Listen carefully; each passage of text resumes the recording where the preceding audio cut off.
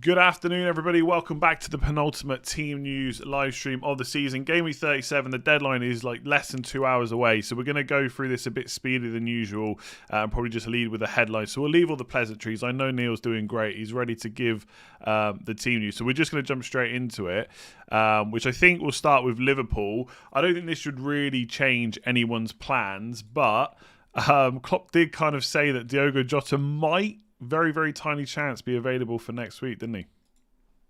Yeah, there was a mild panic because I saw it reported first as might be available for Burnley, so we tweeted that out. But swiftly we rectified that. So yeah, it's 38 where he might be back, but it is a tiny chance according to Klopp.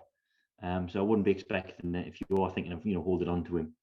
They did a second scan and the swelling's not as bad as it was before. So it sounds good for his European Championship involvement, and I think he'll be down to sort of 25% mark in FPL 38, but not featuring tonight or tomorrow, sorry, against Burnley. They've got Oxlade-Chamberlain back. Milner's a possibility. He's just had 1 day of training, also it's match fitness. Other than that, Klopp seemed to suggest that everyone was still absent who was before. Yeah, I think if you were thinking about selling Jota, just do it because you're kind of gambling on a start for someone who was potentially out for the season. So just get someone in that's going to play 180 minutes, I think. Okay, Leeds next. So, I mean, there's a little bit of panic over Bamford's minutes. A lot of people think that Rodrigo might come in. What's your kind of take on that? I know there's a lot of different opinions out there. Yeah, I mean, I've consulted pretty much every Leeds fan online and Leeds live reporters, and a lot of them have got completely different ideas as to what's going to happen. Even I've seen theories about Dallas moving into the sort of advanced midfield role with Aylan coming into midfield. I've seen calls for Shackleton come back. I've seen suggestions that obviously Rodrigo playing behind Bamford. I've seen Roberts coming back in. There's sort of different opinions as to what's going to happen. It is the one position where there's the most uncertainty, really. Because of course we know now that Bielsa will be without Click and Robin Koch as well for the rest of the campaign. Nothing really injury related. They're just giving them, I think it was called early leave, because both of those players will be involved in Euro 2020, so they're not going to risk any sort of fitness problems with them. They'll be both out. Hernandez is going to be assessed, but he'll be probably bench option anyway. Maybe a sentimental home appearance next weekend, but yeah, it's that one position. And of course, the effect on Bamford is that Rodrigo's actually been coming on for Bamford. He hasn't been coming on as a number 8 or number 10. He's been coming on to relieve Bamford of his duties up front since his return from injury. Earlier in the season that wasn't the case, but recently that has been the case. And yeah, I mean, obviously Rodrigo comes on and scores twice. I've seen a lot of people saying, well, Bamford just does all the minutes, does all the running, all the graft, and then Rodrigo can come on and do his bit from the bench. Because Bamford is, even in periods of bad form, he's just been a mainstay of that Bielsa starting 11. So I think it'd still be a surprise to see him benched. Yeah, I've not seen many Leeds fans predict him being benched. Even like Barron, who we've talked about before, he kind of said he'd like to see him benched, but he doesn't think he will be. So yeah, I think if you've got him, you should just play him. But like the Man United game, it is the 6 o'clock game tonight, so there is a chance of some potential early team news, which we're going to talk about in a minute for Man United. So keep an eye out for that. Man City, I don't even know if there's any point in talking about this after last week. Absolutely mad lineup, which no one predicted. Like Carson in goal, good, really nice to see him get a run out, but no one predicted it. Difference is this week we ain't going to get that early team news, I don't think. But with Aguero, who I know a lot of people are eyeing up for Game Week 38, in my opinion, it's looking like a no-go. I know he might be back, but yeah, it's looking like a doubt, right? Yeah, I got suckered into the David Silva bandwagon last year in 38, and that didn't really pay off. Yeah, Aguero is out of 37 anyway. He's got a muscle issue. I think he's the only absentee because De Bruyne is back. And Guardiola said he's hopeful of his involvement in 38, but then said he'd have to make a cold decision. No sentiment involved because they got the Champions League final to prep for. Was hoping he'd be, like I say, hoping he'd be involved against Everton on the final day, but in what capacity? Late substitute, manage minutes from the start.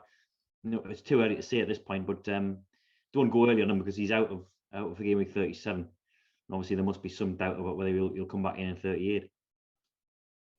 Yeah, I think for the rest of the time, I think Pep said that Ederson was going to start the last two games. Yeah. So if you bought him in, you're not going to be screwed over again. Hopefully, my opinion, just to kind of wrap up City, is if you bought in Foden and Mahrez, you just keep them this week, and you have to hope for the best. And if you haven't got Man City players, I mean, my plan is just to wait till 38 and just try and guess from 36 and 37, and obviously all the games will be on at the same time in 38. So again, we might get some early team shouts.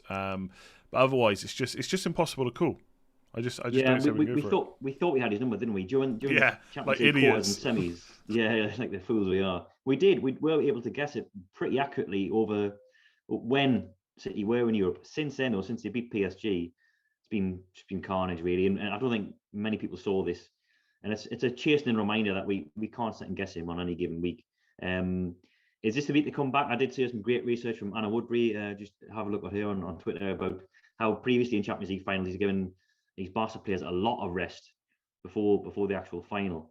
But Mahrez and Foden haven't started since that PSG game. I don't think Mahrez has played a minute since then. So is this got to get one? He's got to get one start. Yeah, but at least one of the last two. Yeah, I saw that tweet as well. I did see that. I can't remember what the context was, but one player for the Barca, I think it was 2009, got 25 days rest before the final. So I've given up with City players, to be honest, unless we get early team news.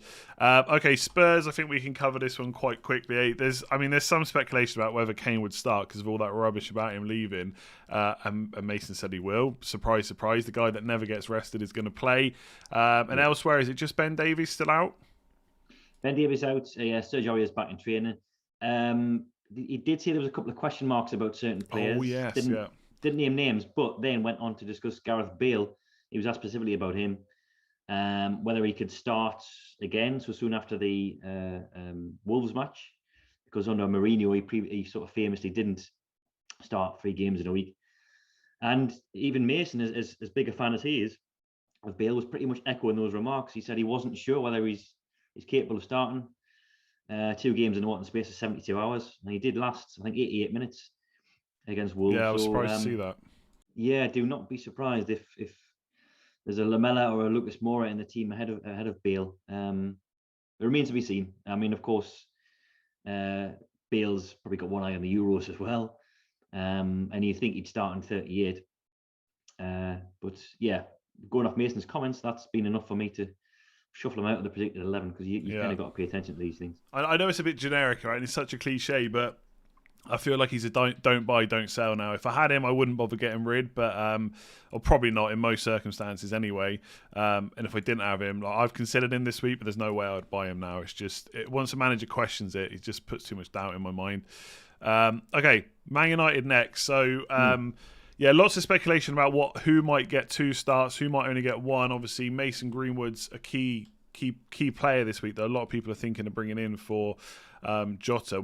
I have seen a bit of early team news. Apparently, the MEN, Manchester Evening News, think that David De Gea is due to start. So if anyone's carrying Henderson through, that could be a bit of a worry. Elsewhere, realistically, we don't really have a steer on who's going to start. I mean, I personally think it'd be quite full strength. Whether or not that includes Greenwood, I don't know. What's your take on it? Yeah, that's basically my take as well.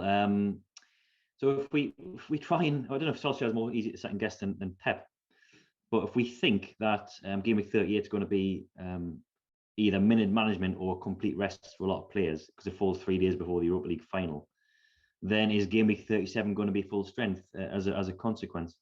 And then we got to find out, kind of guess who's going to start in the Europa League final. Now, Edison Cavani, for example, started the last 3 Europa League ties, both semis, and then the second leg of the quarters. And he scored 5 goals, I think, across those 3 games as well. So you would think he starts the final, ergo rest in Game Week 38. And as we were discussing the other day, Andy, it's whether Solskjaer thinks 2 substitute appearances or 1 substitute is sufficient, or whether he gives him this final sort of rhythm maintaining game in 37 before the Europa League final, which is next midweek. So then that would put a bit of doubt over Greenwood. No one got 3 starts in the triple game week. And Maguire might have if he'd not succumbed to injury, but there is a strong chance that very few players get 2 starts in 37 and 38. So if he doesn't start, tonight, Greenwood, then you'd think he'd come in for 38. So yeah, it's again maybe a bit like Bale. Maybe you just don't sell, you don't buy, unless you've got the luxury of a free slot in midfield where you're just going to rotate heavy hitters for the remaining 2 game weeks.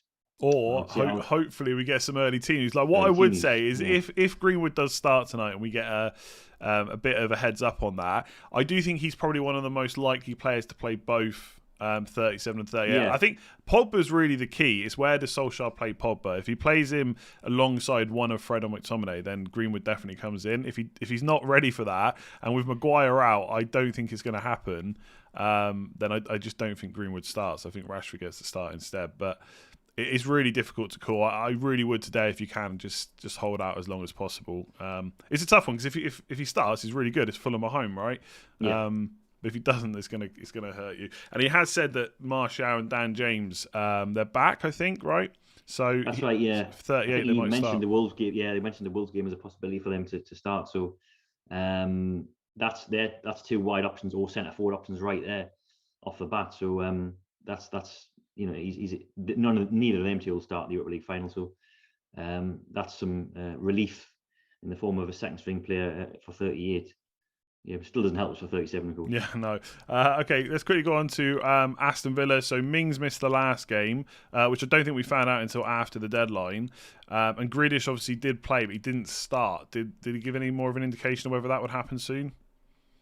Yeah, he says he's gonna have a word with him and the medical staff. He said he previously said he'd expected him to start one of the 2 final games at least, and then this morning said he hopes that's the case. He's had 2 cameos off the bench, and he obviously, I don't know if this will ever factor into Smith's thoughts, but Grealish obviously wants to make a late dash for the Euro 2020 squad with England, so we'll be very keen to impress and get out there. So if he's asked whether he thinks he's ready, I'm sure he's going to say yes. So it'll probably be down to the medical department, but obviously a lot closer than he was in 35 and 36. Mings will be back very likely. He's back in training. He did actually collide with Martinez in 35, and then Smith said after the game he should be fine. He's a tough cookie, and of course went and missed out against Palace. But given what happened there, he should be straight back in the side. Sanson and Trezeguet and one other who I can't think. Matty Cash, they're out for the season.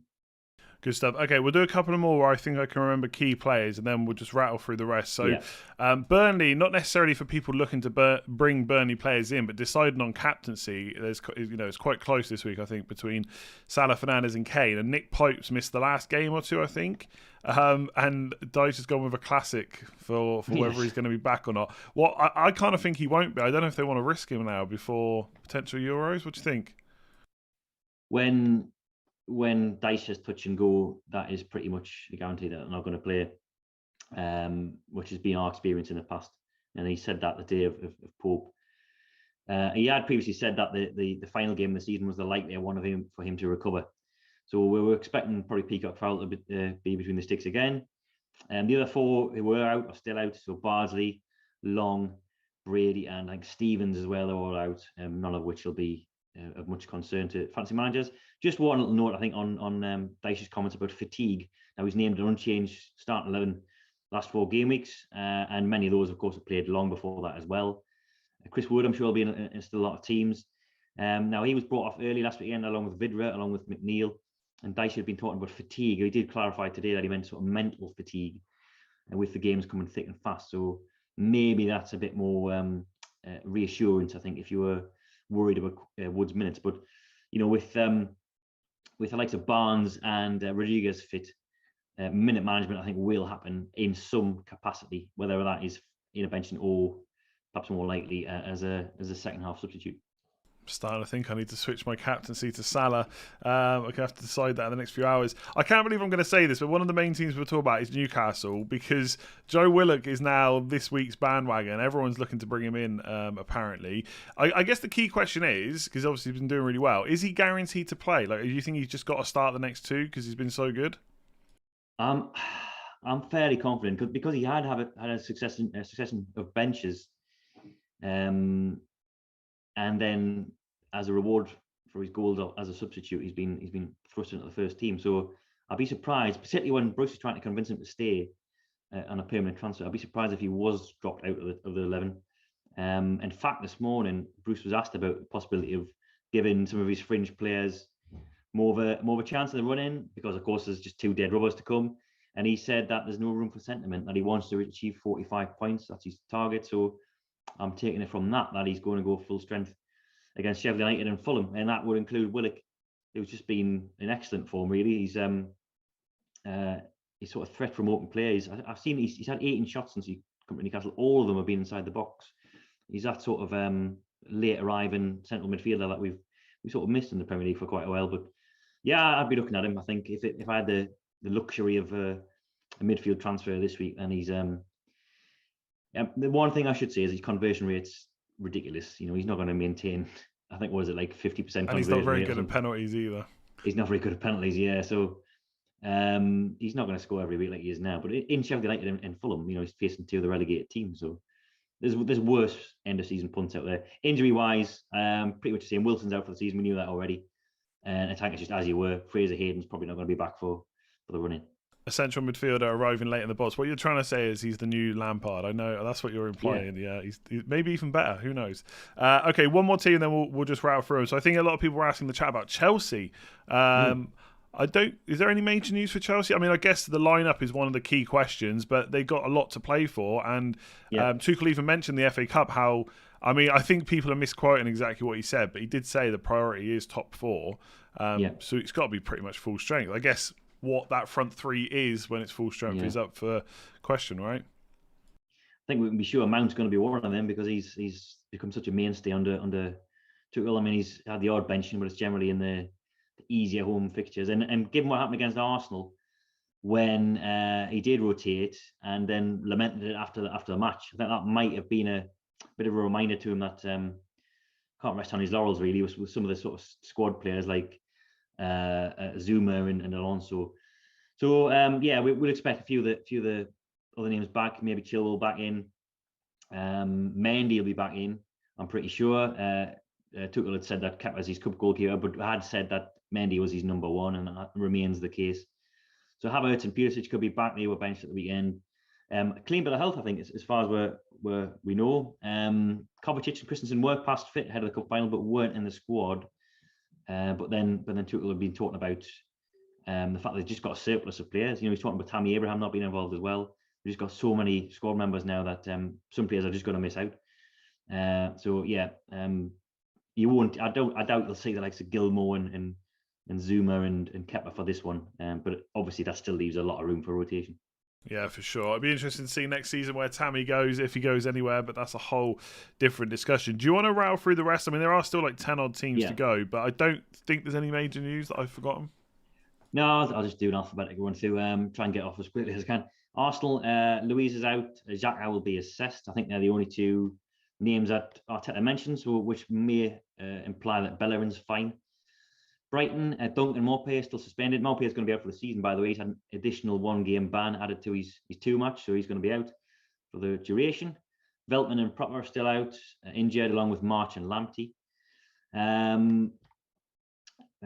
Crystal Palace, well, I haven't actually seen much from this on the injury front, because Roy's leaving Palace, so the entire press conference of what I've seen so far, and it was a lengthy one, was just concerned about his future plans. So I'll check back in with Palace and see if there's anything new on that. But as far as we're aware, MacArthur was the big doubt, and there's 2 players who missed out because of personal issues at the weekend. Van Aanholt, Milivojevic.